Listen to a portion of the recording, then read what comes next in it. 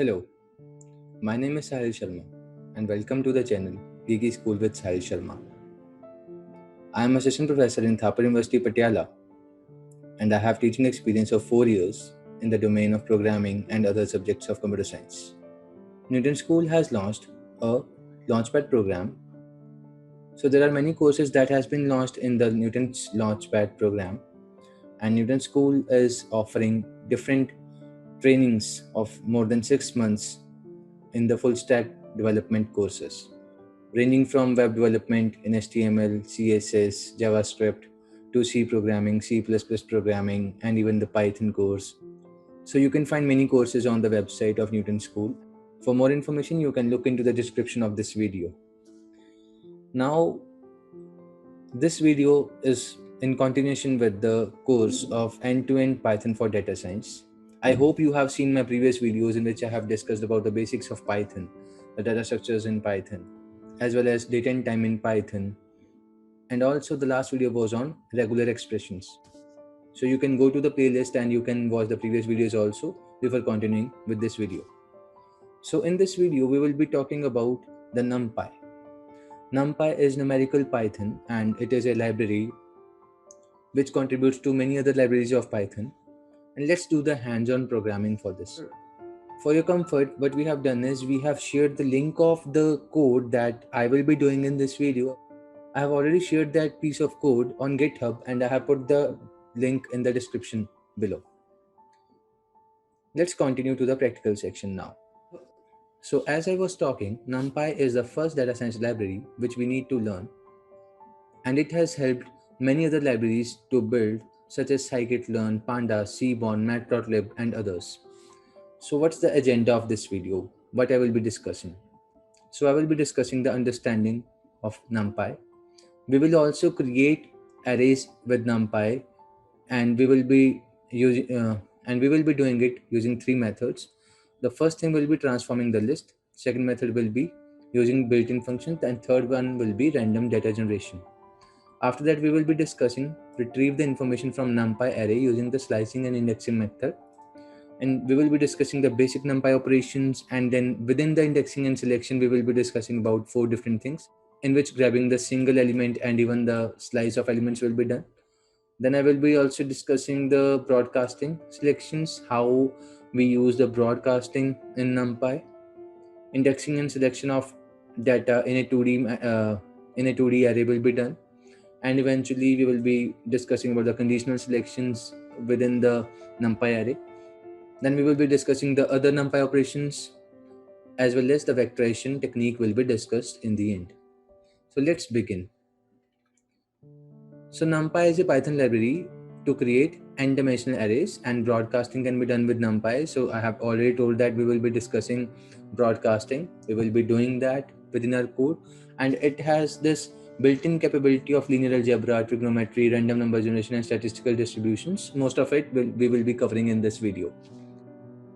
So now NumPy arrays will be shown to you using 3 techniques. Let's see one by one.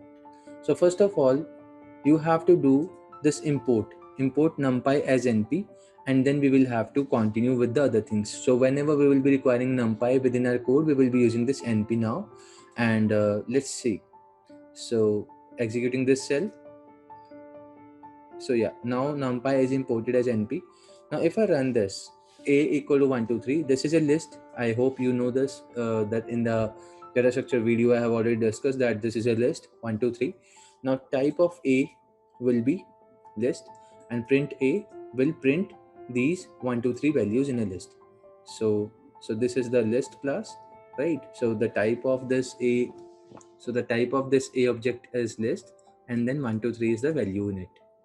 Now if I do this, now that array arr a is equal to numpy dot array a, so I'm assigning the same values that are in 1 2 3 of a. So I'm sending those values into arr a, then we are printing the type as well as the values. So now it is a numpy array.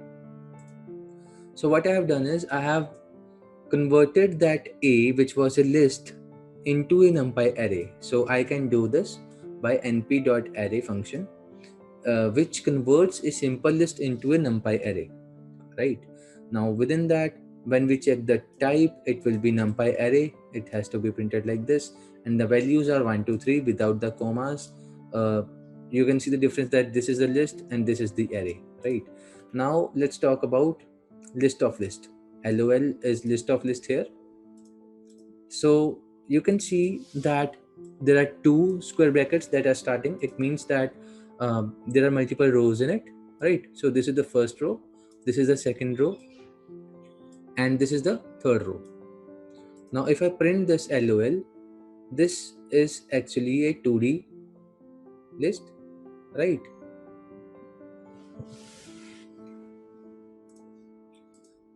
So now this LOL, this is list of list. So I am defining list within list by doing this, right? So 111, 222, and 333. So these are three lists with the name LOL. If I print this, a list will be printed. You can see that there is a list having three lists within it. Now if I convert it into a numpy array, and the same thing is done np.array lol, it means that it will be printing the array version of it. So you can see that this is a 2D array where you can clearly see that these are the different rows within the array. So there is this function np.arange. It means that we want a list within 0 to 50 with a step size of 5. So if I print this, you can see the numbers are 0, 5, 10, 15 up to 45. Now 50 is not included, so it means that when we use arange function, this second number is exclusive, so it will not be included in the list. Okay. Now if I write np.zeros, so it is giving me a 1D array with 5 zeros in it. Okay. If I write np.zeros 3, 4, now you can see that there are two circular brackets, right? So it is a 2D array, 3, 4, 3 rows are there and 4 columns are there. If I print it, zeros are there, 3 lists are there with 4 zeros in each, right? So within the array we have now 3 rows and 4 columns. Again, that can be done similarly for ones also. So previously we were doing it for 0. Now you can do it for 1. Okay. So if you print this, it will be 3 ones, and similarly it will be 111, 111, and 111, 3 rows and 3 columns. Now what you can see that all of these numbers are the floating numbers. So there is this dot with every number within this. So these numbers are by default floating numbers. Okay. Now this has to be taken care of. So whenever we are dividing something or multiplying something, so you have to know that whenever you are using this np.ones, it is giving us the floating numbers. Now if I do this np.linspace, it means that it will return evenly spaced 4 numbers between this range of 0 to 20, including the second number. Earlier what we were doing was that within that arange function, this 50 was not included. But if you want to include the second number, what you have to do is you have to use this linspace. So 20 will be included and 4 numbers will be taken evenly distributed. So if you run this, so you will find that there are 4 numbers, 0 and 20 is intact, right? 0 and 20 is intact. So the other 2 numbers are equidistant from 0 and 20. So you can calculate the distance. So 6.66 minus 0 is 6.66. So 13.33 minus 6.66 is equal to 6.66. 20 minus 13.33 is equal to 6.66. So it is all equidistant, right? So the two numbers are having the equal difference every time. So again, when I do this 0, 4, 5, so what will be the output? Guess. So it will be 0 to 4. Simple counting will be there, 0, 1, 2, 3, 4. Why? Because we wanted 5 numbers between 0 to 4, including 4, and all numbers have to be equidistant. So the first and the last number will be same as in the list, right? So when we are giving this range 0, 4, so it has to be the first and the last number. Now the difference is 4 and we need only 3 numbers. So 1 minus 0 is 1, 2 minus 1 is 1, 3 minus 2 is 1, 4 minus 3 is 1. So every time the distance is same.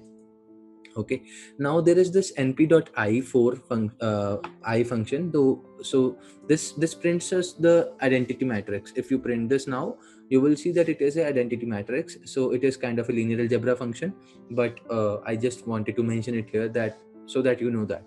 Okay, now let's discuss about the random distributions. So when I write this np.random.rand, random number is generated uh, by default between 0 and 1. So when you see this, so you will see that there is a number between 0 and 1. 1 is not included in it by default, right? So I have made a symbol here also that the first number of 0 will be included and 1 is not included. The second end is not included. So the number will be generating, and you can run it again. Random number will be generated. Earlier it was 0.798 and this time it is 0.561. Again you run it, the number will be different and it will be between 0 and 1. So second way is that you can actually print a 2D random matrix also. So it is 5,6. Let's see what it prints. So that so now you can see that there are 5 rows. Okay, there are 5 rows and there are 6 numbers in every row. So 5 rows and 6 columns, and every time the numbers are between 0 and 1, right? So now let's see that rand n. So n means here normal distribution. So I have written here also standard normal distribution, mean is 0 and variance is 1. If you print this function np.random.rand n, so 5 numbers will be generated and their mean will be 0 as well as the variance is 1. Okay, so this is how it looks like. Now you can do the same for 2D, 2 rows and 3 columns. So you can see this, right? Now if you want to do it for random integers, the function name is rand int. So 0 comma 10 comma 3, it means that the 0 between 0 and 10, 3 random numbers will be generated which are integers. So if you print this now, you will find that there are 3 numbers between 0 and 10. 3 numbers are there. Again, if you do this 0 comma 50 and you want this 4 comma 5, so 20 numbers will be randomly selected from 0 to 50 and it will be printed. All the integers will be printed, right? So you can see that even there is duplicacy. This 44 is twice, but again we are generating random integers here in the size of 4 comma 5.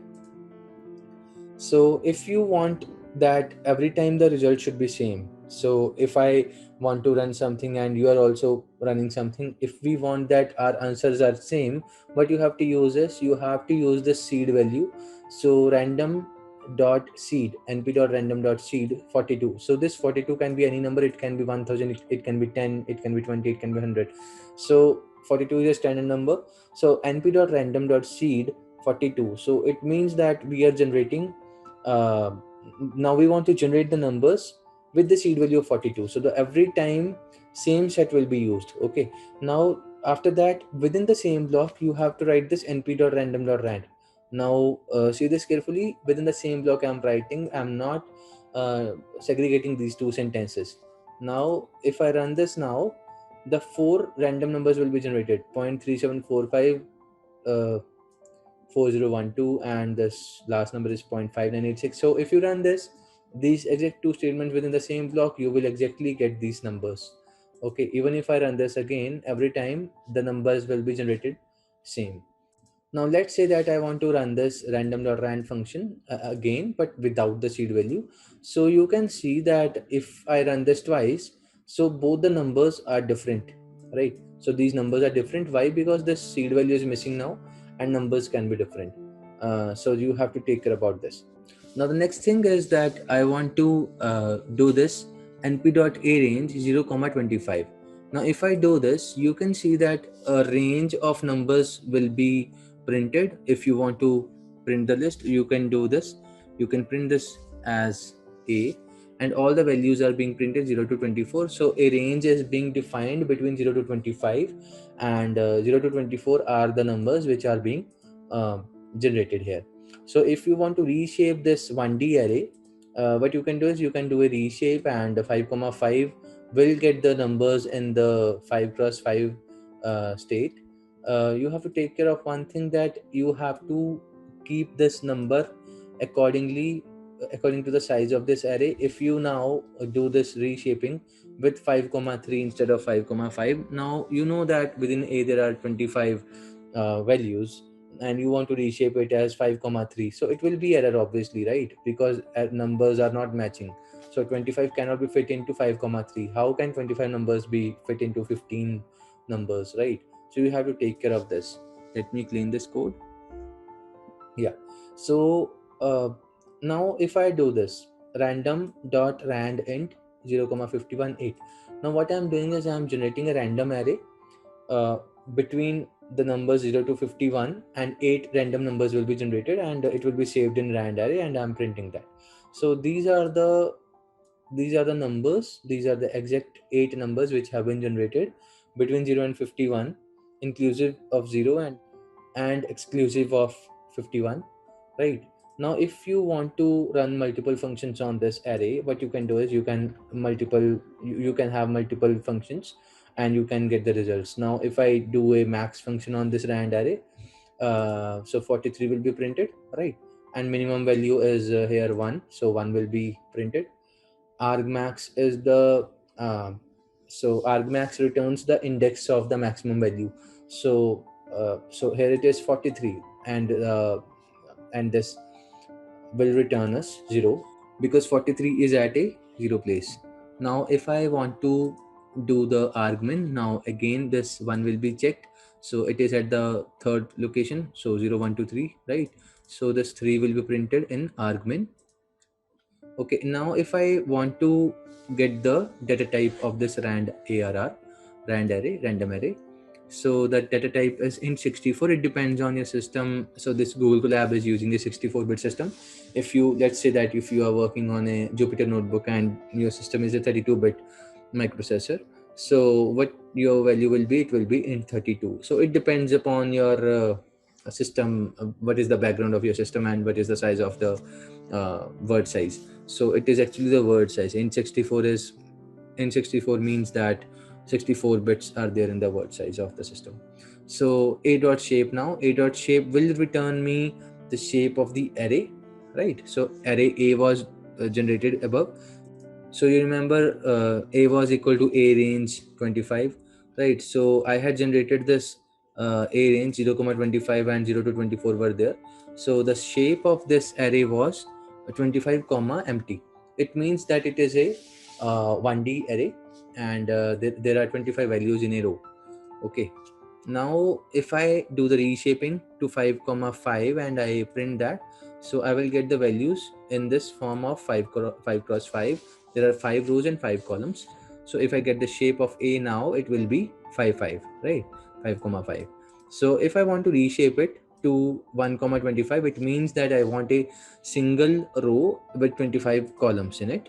So there are now you can see that there is a single row, but now it is a 2D, right? It is a 2D array. So earlier it was having only 1D space, right? There was this only one bracket. Now there are two, so it means that it has taken this into account, that while reshaping it is having one row and 25 columns. So this is a 2D matrix now, having one row. Okay, now let's talk about indexing and selection. So there will be four things which I will be discussing now. Indexing and selection. So grabbing single and a slice of elements will be done. So grabbing single element and a slice of elements will be done. The broadcasting will be done. We will be discussing about the indexing and selection in 2D. We will be also doing the conditional selection. So let's discuss about the grabbing elements. Let's grab some elements from the array. Let's say that I am generating this array of np.a range 0, 15, and it will be printing 0 to 14. The numbers will be printing from 0 to 14. Now if I get arr 4, what will be my output? You are correct. So it should be 4. So what if I do this 4 colon 9? So it means that 9 will not be included, but 4 5 6 7 8. So 5 numbers will be printed. Okay, yeah. So 0 colon 4, it means the first element will be taken, and till 4 it will be going, but without including the fourth location. So the answer will be 0 1 2 3. Okay, now if I do this, colon and 4, so we are not specifying the rows, right? So only the columns are there. So it means that it has to start from the beginning, and it has to go till 3, because 4 will not be included. So ARR 0 colon 4 as well as ARR colon 4, these are actually same because the output is same. Now if I write this ARR 9 colon, it means the column number is not given, so it has to go from the ninth location till the end. Okay, so 9 10 11 12 13 14, so all the numbers are printed from 9 till the last number. So let's do some broadcasting now. So let's say that I want to write this array 9 colon equal to 100. It means now that from 9 till end all the values will be replaced by 100. So if you print this, so 9 to 14 are replaced by 100, right? So now if I do this np.arange 0 to 15 array, it means that 0 to 14 are being restored. Now if I want to, let's say, slice the array, so if you want to slice the array, you can do this by slicing array equal to, I mean, this variable can be different. It can be ABCD, or you can put your name in it. So array 1 to 6, it means that from 1 till 5 the values will be picked and it will be put into the slicing array. If you look into this, you will find that the numbers are from 1 to 5. Okay, you can print the array again. So the original array was 0 to 14. So one thing to notice here is that we have picked a slicing array out of the original array, so it is 1 to 5, and array is 0 to 14. It is not changing right now. So now let's say that I want to replace all the values in the array. So let's say that I want to replace all the values within the slicing array. So single column means all the values from beginning to end. All the values are being replaced by 100. And now I want to also print the original array. You will see that it is changing the original array. Now why? Because when we are doing the slicing, even if you have made a copy through the slicing, it is actually having a pointer that it was pointing to those 5 values when we made this slicing array, but the original values will be affected when you change the slicing array. So this you have to take care that if you want to do some programming using this slicing, you can generate a copy of that array. Now if I generate a copy of that array, so arr copy, right? So if I print this now, my array, my duplicate array is now same as array. So if I replace all the values within the array copy as 100, now all of them will be 100, right? All of them 0 to 14, all of them are 100, but my original array is same as 0 100 100 100 and then 6 7 8 up to 14. So you can do this when you want to change some values within the array. Before doing the slicing, maybe you can do the maybe you can make a copy of that array, so it will eventually help you save your original array. So let's do now indexing and selection in 2D. So array 2D is equal to this. So I am making a 2D array having 3 rows and 3 columns. So 1 2 3 4 5 6 and 7 8 9. If I print this array, it will be printing this in the array form 1 2 3 4 5 6 and 7 8 9. Now if I want to print the shape of this array, it will be 3 comma 3, right? So let's pick some values out of it. Now if I write this array 2D 0, what will be the output? Guess. So this is the array. We are printing 0 of array 2D.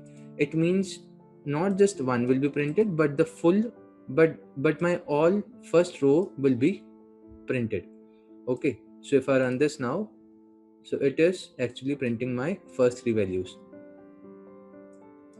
Now like similarly we can do this. If I print this, it will be getting my last row 2, right? Now if I do this now 1 2 in the different square brackets and within the same bracket, so actually it will go to the one row and the second location. So 0 1 2, so 1 is this row and second location is this. Why? Because 0 1 2, right? So it will be printing 6 in both cases, so you can do any method to print the value within the array. So now 0 comma 2, it means within the 0 row value 2 is 3, so 3 will be printed now, right? So this colon 2 means it will be printing the first two rows and it will not be printing the second last row. Similarly, if I do this now, now colon 2 was doing this thing that it was giving me these two rows. Now one column means it will be giving me 2 3 and 5 6 as the output. Why? Because one column means that it has to start from one location and go till the end, right? So it is not picking the 0 value. So let's do the conditional selection now. np.arange 1 comma 11. Now if I print this, it will be giving me 1 to 10. Now if I do this array greater than 5, so it will give me a boolean array in which false and true will be given according to every value, right? So if I do this bool array equal to array greater than 5, it means that it will be giving me all the values and it will be saved in a bool array. Now this bool array can be used to get the values out of the main array, and all the values having true will be printed. So having the true value will be printed. So in this array bool array, all the values satisfying the condition will be printed. Similarly, if I can do this array greater than 5 within the bracket, so again 6 to 10 will be printed without using the bool array. So you have got multiple techniques now to use this thing, right? The conditions within the array. So let's talk about the numpy operations now. So let's again make a numpy array from 0 to 9. Okay, now if I do this array plus 5, it will add 5 to each value. Okay, so the output is 5 added to each value. Similarly, subtract 2 from each value. Array plus array means add each value with each other. Array into array, multiply each other. Subtraction means subtract each other, right? So the answer is 0, array minus array. If I now print the array, it is unaffected. Why? Because we were not actually harming any we were not harming our original array, we were just getting the outputs based on some operations. Now array divided by array, it means now 0 will be divided by 0, 1 will be divided by 1, so all the values will be 1 except 0 divided by 0. So it will give some warning that invalid value is there. Now obviously 0 divided by 0 cannot be done, so that is why it has given us not a number nan, otherwise all the values are 1, right? So it has not give us any exception, it has actually given us the output of the other values, but it has also given us nan, not a number, in case when we are dividing by 0. Now if I do this 1 divided by 0 directly, so it will throw error. Why? Because it is not doable. Now 1 divided by 0 is directly not possible because it is not a numpy array, so division by 0 is a 0 division error, right? So if I again do this 1 divided by array, it means that 1 divided by 0, 1 divided by 1, so everything will be done. But 1 divided by 0 will again give a warning and give a infinity number, because 1 divided by 0 gives us infinity. Why? Because it is actually not doable, but so this numpy will give us n values and the infinity values accordingly, but it does not give a error. It does give us a warning, but yeah, I mean it gives us the values in terms of n and infinity depending upon what the numbers are.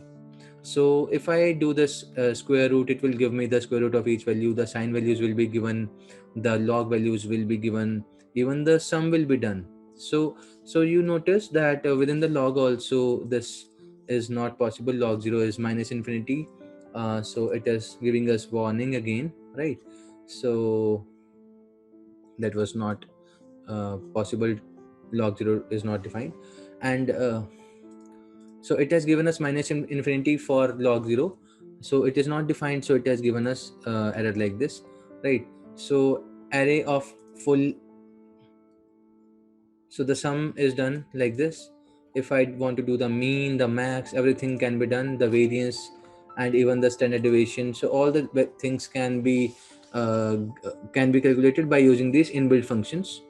Now, if you do this np.arange 0 to 25 and reshape them into 5,5, you will get that 0 to 24 are given, and this 2D array is being converted because of this reshape function.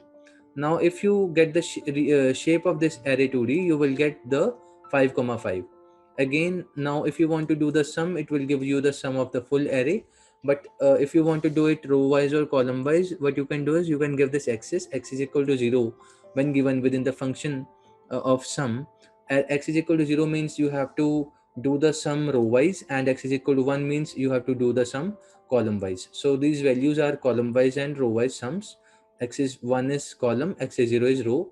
So take care of this thing when you will be doing this. Now let's understand this last topic of vectorization. So the agenda is to minimize the usage of loops. So what we will do is we will be implementing a small function. So we will be doing a small operation using the for loop as well as the vectorization method in Python. So we will also be looking into the time difference between the for loop as well as the vectorization method using the Numpy. So let's say that this is my array now, np.array 1 to 4, and this is my random array having this value. So a and b can be generated like this.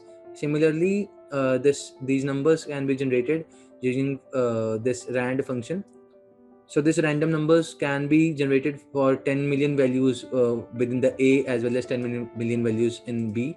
So random numbers are being generated within A and B. So let's do the comparison of time taken for the dot product of A and B vectors. Now that we have the values of A and B as two arrays, and we have all the 10 million values in that random numbers. So we have to do the dot product, and we have to calculate the time also that is being taken to execute these two things using the for loop as well as the numpy. Now we have to use this function time.time, and you can read more about it, but I will give you a simple idea that the number, so this time.time is actually the time in seconds since the time of 1 Jan 1970, the beginning, right? So since the beginning of this 1 January 1970, the timer was started, and with every passing second this value is being incremented, and we use this function to actually get the values for how much time is being taken for our work to be done. So if I do this now, so there are two variables here, tick and talk, and tick talk is actually the time, the initial time and the final time, in a way that I will be subtracting both of them and I will be getting the time in milliseconds. Okay. So np dot product will give will take some time, right? So np dot dot, this is the dot product function within the uh, numpy, and this will take some time. So talk minus tick into 1000 milliseconds will be printed. And similarly, if I do this multiplication of each value between the a and b, and I save that into the c, so the total sum of the multiplications will be added and saved in the c. So that time is being calculated by this tick and talk, and within that for loop. Now let's compare the two times and let's see the difference between the numpy operation and the for loop operation, and let's see the difference also, what is the accuracy of this numpy. Okay. Now the vectorized version is giving us answer in 28 milliseconds, and the answer is 2499546.2026826087. And you can see that using the for loop also the answer is nearly same. In fact, only the last four digits are different here, and it is actually very small difference. And the time difference is, look, it is 28 milliseconds for the vectorized version, and using the for loop it is taking 6000 milliseconds. It is a very big difference. It is more than 200 times of difference. So that's all from my side in this numpy. I hope that you have learned a lot about numpy and all the operations, the uh, difference, and all the things that you need to work using the numpy. I hope this video was helpful for you, and subscribe to the channel to watch more videos. There will be more videos coming up in this series, and lots of things to learn. Thank you.